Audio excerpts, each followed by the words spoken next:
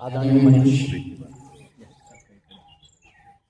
इस समारोह की अध्यक्षता कर रहे श्री शत्रुघ्न सिंह जी और हमारे तमाम विद्वान अतिथिगण। इस माइक से मैं बहुत कम्फर्टेबल नहीं पाता हूँ, थोड़ा सा चलिए मैं अग्रज जवाहर नेहरू जी की स्मृति को प्रणाम करता हूँ और उनकी स्मृति में आयोजित इस भव्य और नव्य कार्यक्रम के लिए मैं संपूर्ण बतरस परिवार, डॉक्टर कृष्ण कुमार श्रीवास्तव जी बहुत उत्साही व्यक्ति हैं। कोलकाता के एक महाविद्यालय में वो हिंदी के डिपार्टमेंट है, लेकिन इसके बावजूद निरंतर जुड़े रहते हैं और यहाँ खाद पानी लेते रहते हैं। बतरस इन्हीं की खाद पानी से आज इस रूप में बन रहा है। इस कार्यक्रम को जिन्होंने शुरू से अंत तक रूपरेखा बनाई उनके अभिनंदन, हमारे भी अभिनंदन। और 4 बार के स्थायी प्रधान श्री मुरेश्वर सिंह जी, आपकी भी निष्ठा और साहित्य के समर्पण को प्रणाम करता हूँ। और ये हिंदू जी का व्यक्तित्व और उनके रचना कर्म का ही प्रभाव है कि एक साहित्यकार के नाम पर इतनी उपस्थिति लालगंज तमाम विद्वान लोग आए हुए हैं। श्री हरनाम सिंह जी हैं, डॉक्टर महादेव सिंह जी हैं और भी तमाम हमारे युवा साथी बैठे हुए हैं। आप सब यहाँ उपस्थित हैं, मैं आप सबको प्रणाम करता हूँ। और मैं बात हिंदू जी पर अपनी बात कहूँ उससे पहले मैं हिंदू जी की स्मृति को उन्हीं की 4 कृतियों से स्मरण करना चाहूँगा। साथ नारत रहूं, जीत हो हार हो, ये हिंदू जी का बहुत प्रिय मुक्तक था जो आज इस अवसर पर मैं एक बार फिर साथ नारत रहूं, जीत हो हार हो, मैं न चाहूं कलम मेरी तलवार हो, आज के क्रूर हिंसात्मक दौर में लेखनी जो लिखे प्यार ही प्यार हो, लेखनी जो लिखे प्यार ही प्यार हो। सचमुच हिंदू जी ने प्यार लिखा, प्यार दिया और इसी प्यार के वशीभूत होकर आप सब एकत्र हैं। आप सबकी उपस्थिति के लिए किसी की 4 पंक्तियां कि आप जैसे लोग अब मिलते नहीं हैं, आप जैसे लोग अब मिलते नहीं हैं, इस महल के फूल अब खिलते नहीं हैं। आप आए हैं यहाँ तक, शुक्रिया, लोग तो भूकंप में हिलते नहीं हैं। हिंदू जी बोले जी जी हाँ। श्रद्धेय हिंदू जी, हमारे अग्रज, हमारे मित्र, हमारे सहकर्मी, हमारे प्रेरणा स्रोत, हमारे मार्गदर्शक और हमारे सच्चे सुदेश,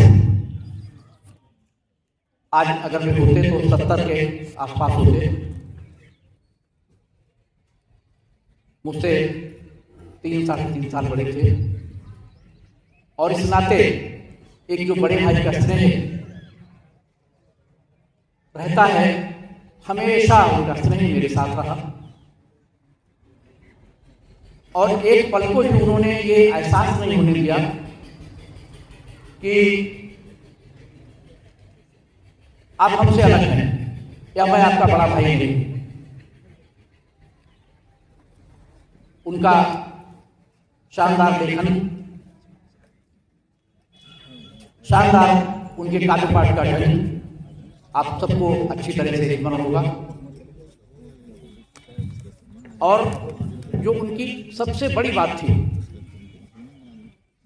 कि मैंने लगभग मुझे 20 वर्षों तक उनके साथ काम करने का अवसर मिला, इससे भी अधिक।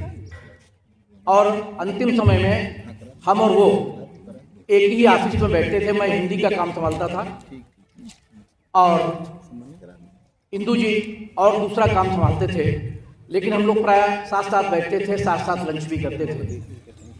कैसी भी परिस्थिति हो, कैसा भी अवसर हो, मैंने उनके चेहरे पर कभी तनाव नहीं देखा।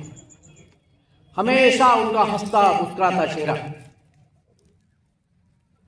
मैं उनकी ये स्मृतियां मेरे जीवन की अमूल्य निधि है। मेरे कई बार वे मेरे आग्रह पर, मेरे अनुरोध पर, मेरी प्रार्थना पर मेरे घर भी रुके और इस तरह वे मेरे परिवार का भी हिस्सा बन गए। आदरणीय बिमला भाभी बैठी हुई हैं, मैं उन्हें भी प्रणाम करता हूँ। और उनके बच्चे बैठे हुए हैं, प्रतिभा है, आकाश हैं, विकास हैं। मैं सबके प्रति अपनी स्नेह शुभकामनाएं देता हूँ। हम लोग कई बार हम लोगों ने तमाम साहित्यिक आयोजनों की यात्राएं साथ साथ की। आकाशवाणी, दूरदर्शन, रायबरेली और उसके बाहर जमशेदपुर तक हम लोग एक साथ रहे, एक साथ यात्राएं की। कभी उन्होंने महसूस ही नहीं होने दिया कि जय हमारे परिवार का हिस्सा नहीं, और कभी वो मेरा पूरा नाम नहीं लेते थे, सिर्फ जय बोलते थे बस। आज जबकि वे नहीं हैं, उनके व्यक्तित्व की छाया, उनके व्यक्तित्व का प्रकाश, उनकी आभा बिल्कुल उसी तरह उपस्थित है जो आभा, जो प्रकाश, जो छाया उनके जीवन के साथ थी। मैं भाषण नहीं दे पाता हूँ, ये मेरी कुछ स्मृतियाँ थीं और जो मेरी भावनाएं हैं उन्हें मैंने अपनी कुछ छोटी छोटी कविताओं, मुक्तक कह लीजिए, मैंने उन्हें कुछ मुक्तक के रूप में पिरोया है। मैं चाहता हूँ कि इस अवसर पर मैं वो मुक्तक आपके सामने प्रस्तुत करूँ। जो हर जुबां पे हैं वो कथाएं गवाह हैं। आज हमारे तमाम पूर्व वक्ताओं ने उन्हें अपने अपने ढंग से उनका स्मरण किया। तो जो हर जुबां पे हैं वो कथाएं गवाह हैं, जिनमें बसे हो तुम वो हवाएं गवाह हैं। आंखें भले ही ढूंढ ना पाए तुम्हें मगर तुम हो यहीं कहीं ये फिजाएं गवाह हैं। तुम हो यहीं कहीं ये फिजाएं गवाह हैं। और चार पंक्तियां और हिंदी को स्मरण करते हुए कि कविता में तुम हो, गीत में हो तुम, गजल में हो। तमाम विधाओं पे उन्होंने काम किया और खूब काम किया। कविता में तुम हो, गीत में हो तुम, गजल में हो। पृथ्वी में, गगन में, हवा में, अग्नि जल में हो। कहते हैं आदमी का के निधन के बाद पंच तत्वों में शरीर विलीन हो जाता है। तो कविता में तुम हो, गीत में हो तुम, गजल में हो। पृथ्वी में, गगन में, हवा में, अग्नि जल में हो। माना कि मौत ने तुम्हें छुपा लिया मगर तुम आज में हो, कल में हो, हर एक पल में हो। तुम आज में हो, कल में हो, हर एक पल में हो। और तुमसे जुड़ा हर एक फसाना उदास है।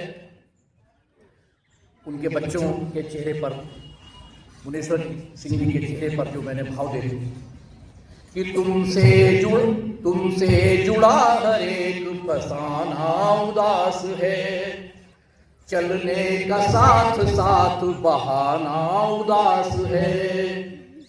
बेवक्त बेसबब ही जमाने को छोड़कर जब से गए हो तुम, ये जमाना उदास है। जब से गए हो तुम ये ज़माना उदास है। और अगला पढ़ता हूँ कि सो गए मौन तुम ओढ़ कर क्या हुआ। उनका निधन अचानक हुआ। अस्पताल में IKH चिकित्सालय में भर्ती होने से लेकर जिला अस्पताल और लखनऊ मेडिकल कॉलेज तक मैं, और उनके निधन के पश्चात उनका पार्थिव शरीर रायबरेली तक आने तक मैं हर पल उनके साथ था। उनके अंत्येष्टि में भी मैं था उपस्थित।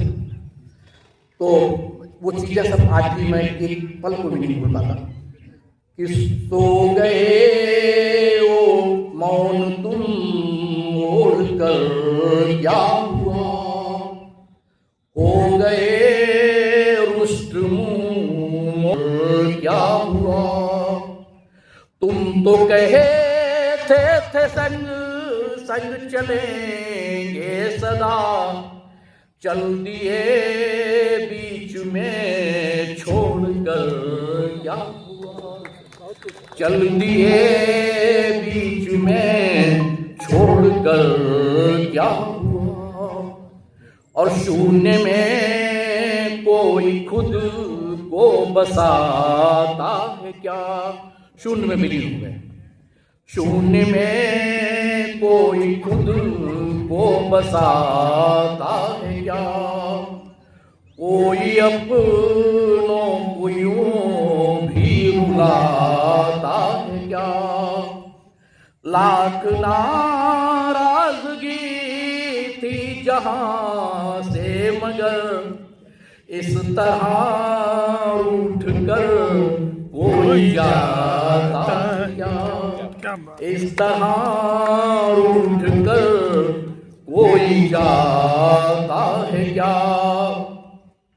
और ढूंढते हैं तुम्हें गीत आंसू लिए, ढूंढते हैं तुम्हें गीत आंसू लिए।